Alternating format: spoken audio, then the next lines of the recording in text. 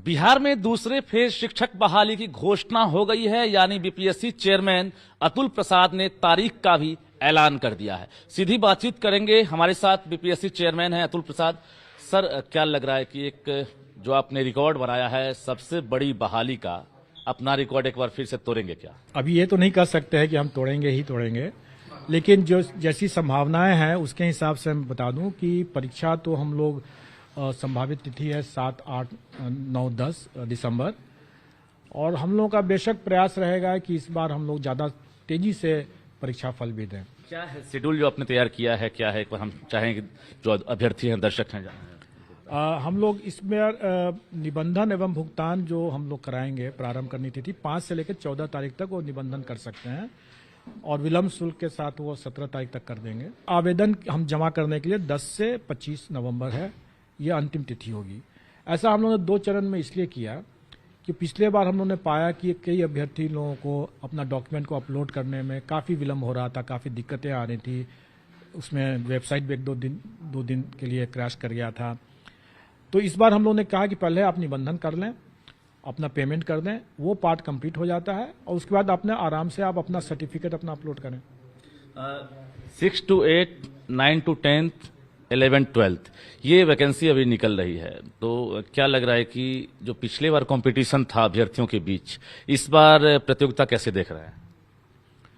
पिछले बार 7 पेपर ऐसे थे जिसमें कि अभ्यर्थी वैकेंसी से ज़्यादा थे, तो उसमें तो कंपटीशन था, लेकिन अन्य पेपर में ऐसी बात नहीं थी, और उसमें अभ्यर्थी की संख्या काफ़ी कम थी, इसमें कंपटीशन वैसा टफ नहीं था। लेकिन इस बार मुझे लगता है कि इस बार ज़्यादा टफ रहेगा पिछले बार की तुलना में, क्योंकि इस बार ज़्यादा अभ्यर्थी हो जाएंगे। अभी ये कहना तो संभव नहीं होगा कि कितने होंगे, लेकिन अनुमान लगाया जा सकता है कि जितने संख्या में पिछले बार प्राइमरी में थे, इस बार उतनी संख्या में हो सकता है कि मिडिल स्कूल में आ जाएं, और 9, 10 और 11, 12 में पिछले बार से ज़्यादा होंगे। एक मैं टेक्निकली जानना भी जरूरी है कि 6 to 8 में डीएलएड कौन शामिल होंगे, सीटेट वाले कौन शामिल होंगे, और बीएड वाले तो शामिल हो ही रहे हैं, तो ये थोड़ा समझा दीजिए। ये जितनी तरह की वैरायटी है इसमें, ये इसका सबको इसका ज्ञान हो जाए तो वो अपने आप में एक बहुत बड़ी उपलब्धि हो जाएगी उसके लिए। लेकिन जो भी थोड़ी बहुत जानकारी जैसे मैं बता दूं, वैसे विस्तृत जानकारी तो विज्ञापन में निकल ही जाएगा। मिडिल स्कूल में जो कैंडिडेट होंगे मिडिल स्कूल के लिए, वो 2 तरह के कैंडिडेट हो सकते हैं। उसमें डिप्लोमा भी हो सकते हैं, उसमें बीएड भी हो सकते हैं, और उसमें मतलब डिप्लोमा इन एलिमेंट्री एजुकेशन प्रशिक्षण के लिए, और उसमें सीटेट पेपर 2 देना है। और फिर हाई स्कूल में तो फिर आप जानते ही हैं कि उसमें बीएड और ग्रेजुएशन होना है। तो ऐसी स्थिति में आप देखें कि मिडिल स्कूल में चूँकि डिप्लोमा इन एलिमेंट्री एजुकेशन के भी अभ्यर्थी होंगे और बीएड वाले भी हो सकते हैं। इसमें ऐसा कोई बंधन नहीं है कि बीएड वाले नहीं हो सकते हैं, इसमें दोनों हो सकते हैं। तो स्वाभाविक है कि इसमें आपका ज़्यादा कैंडिडेट्स आ जाएंगे, इसमें ज़्यादा आ जाएंगे। एक मैं जानकारी ये भी जरूरी है कि अभी सीएम नीतीश कुमार ने घोषणा भी किया था गांधी मैदान से, चूंकि सबसे बड़ी बहाली सभी कह भी रहे हैं, और वास्तव में सभी ने देखा भी नहीं है इतनी बड़ी बहाली। 69,000 के आसपास वैकेंसी आई है अभी, तो 1,20,000 क्या लग रहा है वो कब पूरा करेंगे? देखिए, जो TRE 1 में जो मैंने बताया है कि अभ्यर्थियों की संख्या कई विषयों में, अधिकांश विषयों में अभ्यर्थियों की संख्या रिक्ति से काफ़ी कम थी, तो उसकी वैकेंसी तो रही जाएगी, वो तो किसी भी तरह से भर नहीं सकते हम। उसकी वैकेंसी लगभग 50,000 है। वो वैकेंसी अगर सरकार उसको TRE 2 में पास ऑन करती है तो इसी परीक्षा में वो भी वैकेंसी जुड़ जाएगा। लेकिन उसमें सर 1 to 5 में डीएलएड वाले भी होंगे। उसमें 1 to 5 की वैकेंसी नहीं आएगी, क्योंकि आपने देखा होगा कि 1 to 5 में काफ़ी टफ कंपटीशन था TRE 1 में। अच्छा। और उसमें जो भी वैकेंसी होगी वो बहुत ही सीमित, और वो दिव्यांगजन वाला होगा या कुछ रिजर्व कैटेगरी वाले होगा, बहुत सीमित वैकेंसी होगी। बाकी सारी वैकेंसी तो TRE 1 में भरी गया। उसमें दिल से आप चाहते भी हैं कि 1 to 5 का भी वैकेंसी दे, उनके साथ हम क्यों सौतेला व्यवहार करें, लेकिन ऐसा हुआ नहीं। जो आपको मिला है उसी के आधार पर आप कर रहे हैं। लेकिन ऐसा लग रहा है कि अब जो सप्लीमेंट्री की चर्चा हो रही है, तो ऐसा लग रहा है कि अब सप्लीमेंट्री रिजल्ट भी आप लोग देंगे। देखिए, सप्लीमेंट्री और मेन TRE 2 दोनों अलग अलग है। TRE 1 में हम लोगों ने करीब 1,20,000 के आसपास रिजल्ट्स भेजा शिक्षा विभाग को। अब ये तो मेरी मैक्सिमम क्षमता हुई कि 1,20,000 ही हम दे सकते थे, बाकी अवेलेबल नहीं हुए कैंडिडेट्स, या मतलब क्वालिफाई नहीं कर सके, परीक्षा में ही क्वालिफाई नहीं कर सके। तो 1,20,000 से तो ज़्यादा जा ही नहीं सकते हैं। अब डॉक्यूमेंट वेरिफिकेशन में कुछ लोग वहाँ पर ड्रॉप आउट हो जाएंगे, एब्सेंट हो जाएंगे, कुछ लोग डिस्क्वालीफाई हो जाएंगे। उसके अलावा जो मल्टीपल रिजल्ट्स वाले लोग होंगे वो एक को पकड़ेंगे, एक का नौकरी करेंगे, दूसरा छोड़ेंगे, उसके भी कुछ वैकेंसी होगी। ये वैकेंसी हम लोग जो TRE 1 के जो वेटिंग लिस्ट कर सकते हैं या पूरक सप्लीमेंट्री रिजल्ट कहेंगे उसको, उस सप्लीमेंट्री रिजल्ट से हम भरेंगे। और जब इसको भर लेंगे, इसके बाद भी अगर कोई बच जाएगा जिसको हम सप्लीमेंट्री रिजल्ट से नहीं भर पाएंगे, मान लीजिए कैंडिडेट ही नहीं मिल रहा है, तो वैसी हालत में वो फिर TRE 2 में पास ऑन होगा। का इशारा काफी बेहतर बता रहा है कि सप्लीमेंट्री रिजल्ट आप बड़ी संख्या में दे रहे हैं। अभी हमारे पास आंकड़े तो नहीं आए हैं, लेकिन जो अमूमन मुझे लगता है जैसे कि 2-3 हजार करीब होंगे जो मल्टीपल रिजल्ट्स वाले हैं, एक कैटेगरी। हाँ, तो मल्टीपल रिजल्ट्स के कारण से जो ड्रॉप आउट्स हुए उसके करीब 2 से 3 हजार होंगे, और उतना ही समझ लें आप जो डॉक्यूमेंट वेरिफिकेशन में कितने लोग छांटे हैं उसका 6 लगभग उसके आसपास में रहेगा, अनुमान है। 1 to 5 में ऐसा नहीं लग रहा है। 1 to 5 में भी हो सकता है, क्योंकि ड्रॉप आउट्स तो चूंकि अगर मान लें किसी को प्राइमरी में हो गया, हाई स्कूल में भी होगा तो हाई स्कूल में चला गया, प्राइमरी छोड़ दिया, ड्रॉप आउट्स तो किसी में भी हो सकता है। दीपावली से पहले ये तोहफा देंगे या शिक्षा विभाग की रिक्तियां लग रहा है कि छठ के बाद आएगी, तब आप सप्लीमेंट्री रिजल्ट देंगे? देखिए, हम लोगों ने बेसिकली यूटिलिटेरियन थ्योरी को अपनाया है, अधिक से अधिक लोगों को अधिक से अधिक लाभ। इसमें 1,70,000 की वैकेंसी थी, 1,20,000 अनुरोध दिया, इतनी बड़ी संख्या में हम लोग अभ्यर्थियों को लाभ दिए, उनका परीक्षा फल दिया, इसलिए हमारी ये टॉप प्रायोरिटी थी। लेकिन लोगों को ये नहीं भूलना चाहिए कि यह आयोग सिर्फ शिक्षक बहाली के लिए ही नहीं है, ये आयोग कई अन्य बहालियां भी करती हैं और उसके कई परीक्षाएं हो चुकी हैं जिसका परीक्षा फल अभी रुका हुआ है, क्योंकि हमारी भी क्षमता सीमित है, सीमित क्षमता तो किसी की नहीं है। तो अब हम लोग पहला प्रायोरिटी हम लोग करेंगे जो हमारे महत्वपूर्ण परीक्षाएं जो कि लंबे समय से लंबित चला आ रहा है, पहले उसको दूर करें। सप्लीमेंट्री रिजल्ट उसके बाद होगा। वैसे भी अभी हमें कभी सप्लीमेंट्री के आंकड़े नहीं आए हैं, कितनी वैकेंसी क्रिएट हुई, वो हमें जब आंकड़े आ जाएंगे उसके बाद हम बनाएंगे। लेकिन आपने भी अंदाजा लगा लिया होगा, क्योंकि आपके पास भी लगातार रिपोर्ट मिल रही है और आपकी नज़र भी जो है रहती है इन चीज़ों पर। कंप्यूटर साइंस की बहुत ज़्यादा शिकायतें हैं, तो उसमें लग रहा है कि ज़्यादा संभावना है वैकेंसी बनने की। कंप्यूटर साइंस की जो शिकायतें हैं वो अमूमन इस बात को लेकर के है कि STET जो लोग बाहर के लोग हैं वो आ गए, जबकि इस विषय पर मैंने पहले भी स्पष्ट किया कि STET में जो शर्त रखा गया था वो शिक्षा विभाग का था, वो आयोग का नहीं है, और उसको आयोग की परीक्षा से कोई लेना देना नहीं है। अगर किसी अभ्यर्थी के पास में एक STET का प्रमाण पत्र है तो वो जायज़ तरीके से हासिल किया गया है या नाजायज़ तरीके से हासिल किया गया, इसको हमको नहीं देखना है। और हमें तो खैर वैसे भी नहीं देखना है, क्योंकि DV तो अभी शिक्षा विभाग ही कर रही है, तो इसलिए उनके स्तर पर देखना है। एक जरूर मैं बैकग्राउंड बता दूं कि उस STET 2019 में यह शर्त था कि बिहार का निवासी होना चाहिए, उसमें यह शर्त नहीं था कि बिहार का स्थायी निवासी होना चाहिए। बिल्कुल। ये बताइए सर कि पिछली परीक्षा में जितनी बड़ी चुनौतियां आपके सर पर थी, आपने सब कुछ फेस किया, रिजल्ट भी दिया, क्या लग रहा है कि इस बार बहुत कुछ सबक भी मिला होगा और बहुत कुछ नया करने की योजना होगी अब? नहीं, कई चीज़ों को हम लोगों ने देखा, कई चीज़ों को हम लोग चूंकि पहली बार कर रहे थे, जैसे हम लोगों ने इतने वैरायटी ऑफ मतलब परीक्षा फल जो था, रिजल्ट्स थे, 43 पेपर्स थे टोटल, और फिर उसके बाद जैसे डिस्ट्रिक्ट का भी देना था, तो नेचुरली उसको बिना सॉफ्टवेयर यूज़ किया जा सकता। सॉफ्टवेयर हम लोग पहली बार बना रहे थे, हम लोग उसको उसमें भी हम लोग स्ट्रगल कर रहे थे, वो भी एक चुनौती थी हम लोगों के लिए कि सॉफ्टवेयर को ठीक करना, मैनुअली उसको क्रॉस वेरीफाई करना। तो स्वाभाविक है कि काफ़ी ज़्यादा वर्कलोड था और काफ़ी मेहनत पड़ा इसमें लोगों को, इसके कारण से दूसरे परीक्षा फल भी प्रभावित हुए। अब उसके अनुभव से हम लोगों ने ये समझ लिया कि जैसे हमारा सॉफ्टवेयर काफ़ी हद तक ठीक हो गया है, हमें भी पता चल गया है कि कहाँ कहाँ पर अभ्यर्थी किस तरह से गलती करते हैं, तो हम अपने जो जैसे मैंने बताया कि रोल नंबर की गलती, सब्जेक्ट कॉम्बिनेशन की गलती, सीरीज़ की गलती, तो इसकी गुंजाइश ही नहीं रहे, वहाँ पर गुंजाइश ही नहीं रहे, उसका हम लोगों ने कुछ प्रावधान किया है ताकि हम जब रिजल्ट बनाने लगे तो हमें इस तरह के रुकावट ना आए। कि अब हम उसका बैठे हैं कि पहले रोल नंबर चेक करें, कि क्रॉस वेरीफाई करें, सीरीज क्रॉस वेरीफाई करें। ये ऐसा करने से हमें समय काफ़ी लग जाता है। पार्शियली की गुंजाइश नहीं है, इस बार रिजेक्ट करेंगे सीधा आप? हम लोग कुछ गुंजाइश ये कर रहे हैं कि अभ्यर्थी को उसको भरने की जरूरत ही ना पड़े, मतलब कि उसको सब्जेक्ट कॉम्बिनेशन भरने की जरूरत ही ना पड़े, उसको सीरीज भरने की जरूरत ही ना पड़े। अच्छा, जो उसने आवेदन में जो दे रखा है सब्जेक्ट कॉम्बिनेशन, वही ऑटोमेटिकली उसको सिस्टम वही लेगा, तो उसको भरना ही नहीं है वहाँ पर। और उसने क्या भरा है अपना आवेदन में, वो उसके एडमिट कार्ड में प्रिंट हो जाएगा। अपियरिंग कैंडिडेट इस बार शामिल होंगे कि नहीं, या वो कोई मौका नहीं मिल रहा?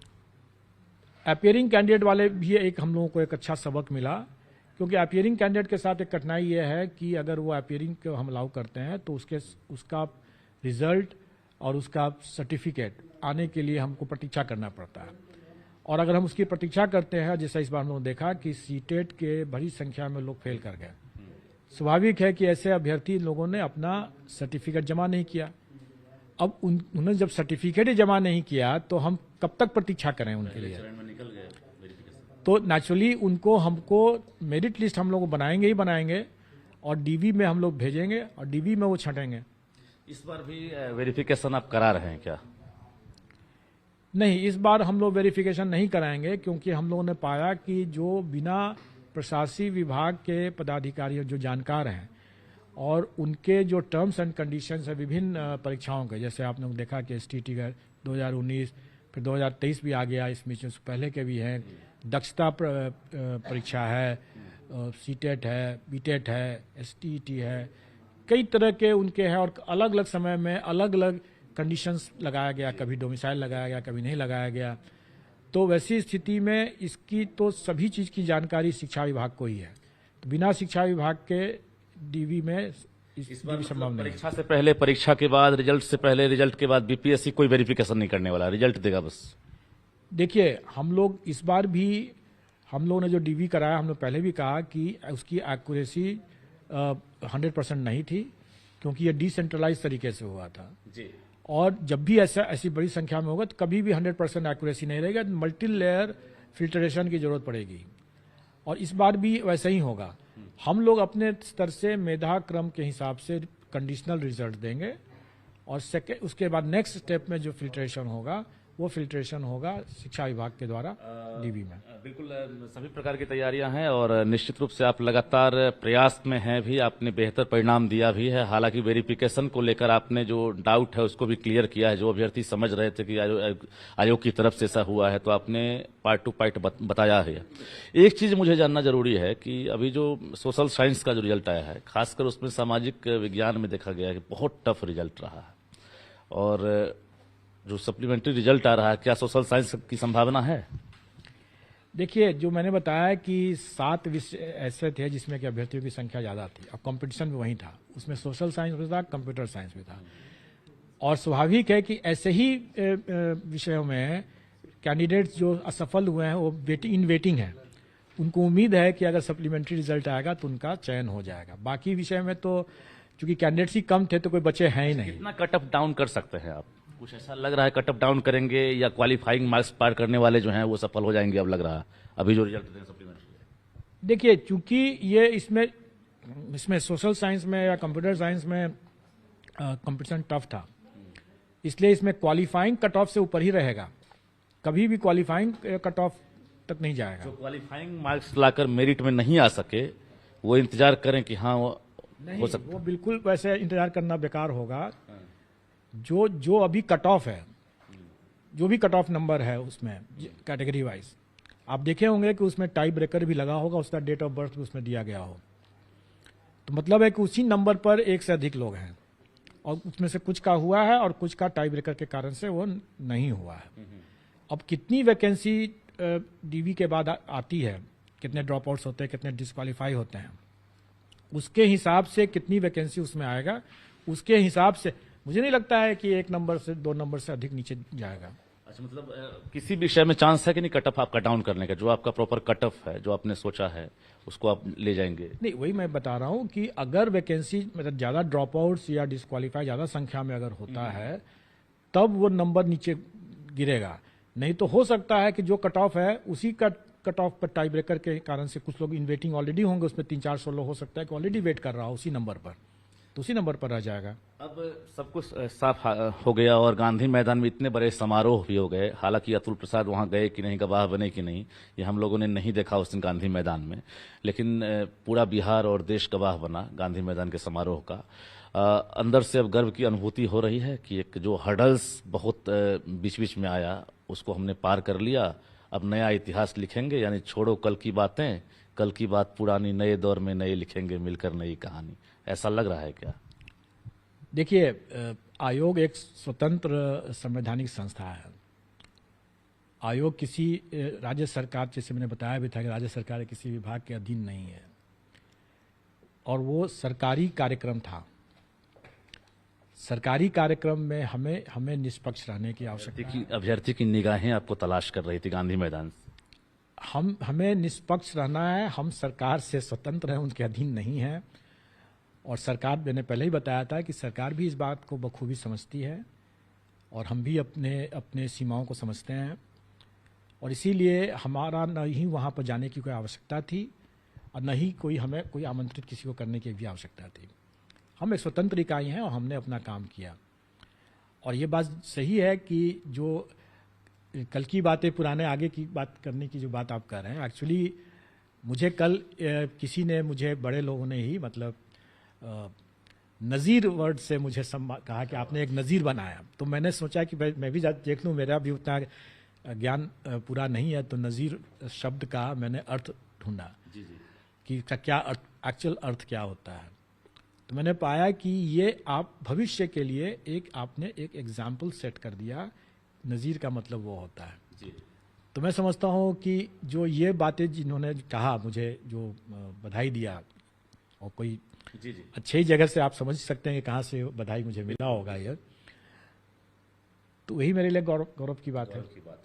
और मैं इतने घरों में रोजगार मिला, इतने अभ्यर्थी जो है आज, मैं जो ब्रेन ड्रेन समस्या थी बिहार की, जो पलायन लगातार जारी था, लग रहा है कि एक वो जो रफ्तार है उसमें भी कमी आएगी। आरोप प्रत्यारोप तो लगते रहेंगे सरकार पर, आयोग पर, विभाग पर, लेकिन लग रहा है कि अब जो है रफ्तार में कमी आएगी, ब्रेन ड्रेन। देखिए, ये एक विशेष सर्किल है। शिक्षा की गुणवत्ता का जो मामला है वो एक विशेष सर्किल है। विशेष सर्किल का मतलब यह है कि चूंकि शिक्षक अच्छे नहीं हैं, इसलिए छात्र भी अच्छे नहीं होंगे। चूंकि छात्र अच्छे नहीं होंगे तो अभ्यर्थी अच्छा कहां से होगा, अभ्यर्थी अच्छे नहीं होंगे तो फिर शिक्षक कहां से अच्छा होगा। एक चीज आपने याद दिलाया है, पिछले बार भी आपसे बातचीत हुई थी, आपने कहा था कि हम लाए हैं तूफान से कश्ती निकाल के, इस देश को रखना मेरे शिक्षक अभ्यर्थियों संभाल के। तो ये आपने कहा था। हम चाहते हैं कि इसी बात से जो है एक दूसरे फेज की बहाली को आप आगाज करें, कि कुछ ऐसे शेर के साथ, ताकि जो हौसला है अभ्यर्थियों का वो परवान पर हो और लगे कि हाँ, हम भी बहाल हो रहे हैं। देखिए, अभी भी कई जगहों पर तूफान तो अभी भी चल ही रहा है। क्या बात। और अभी भी हम तूफान से झेल ही रहे हैं। लेकिन मुझे और मैं समझता हूं कि जो आप लोगों ने भी कल जो उस दिन, मतलब 2 तारीख के कार्यक्रम में, आपने जो सफल अभ्यर्थी जो को आपने देखा होगा, कई लोगों ने मुझे कहा कि उनके जो बॉडी लैंग्वेज थे, उनका जो भरोसा, उनका जो कॉन्फिडेंस था, वो देखने लायक था। और उनसे बातचीत करके भी आप लोगों को लगा होगा कि ऐसे शिक्षक अगर अब आएंगे तो निश्चित तौर पर यहाँ बिहार की शिक्षा व्यवस्था, उसमें गुणवत्ता में निश्चित तौर पर निखार होगा। तो मैं समझता हूँ कि इसी विश्वास और इसी कामना के साथ मैं चाहूँगा कि मैं अपना 100% दूं, और मैं चाहूँगा कि अभ्यर्थी भी अपना 100% दें। कोई सॉल्वर गैंग या कोई कदाचार करने का प्रयास न करें, ईमानदारी से दें। मैं भी अपना काम ईमानदारी से कर रहा हूँ, आपसे भी उम्मीद करता हूँ कि ईमानदारी से दें। बिल्कुल, बहुत बहुत धन्यवाद। हमारे साथ बीपीएससी चेयरमैन अतुल प्रसाद थे और तमाम पहलुओं पर इन्होंने बारीकी से जानकारी दी है, और एक तरह से जो इतिहास बीपीएससी ने बनाया है, उम्मीद करते हैं जब दूसरे फेज की जो बहाली हो रही है, इसमें बेबाकी से बीपीएससी जो है फिर से एक नया इतिहास बनाए। आरोप प्रत्यारोप तो लगते रहते हैं, लेकिन पहले से सबक लेकर जो है अतुल प्रसाद ने बताया है कि बहुत कुछ सीखा हूं और आगे जो है बहुत कुछ बदलाव भी होगा, और निश्चित रूप से बेहतर रिजल्ट देने की कोशिश करूंगा। कैमरामैन धर्मवीर के साथ रजनीश कुमार, न्यूज 18 पटना।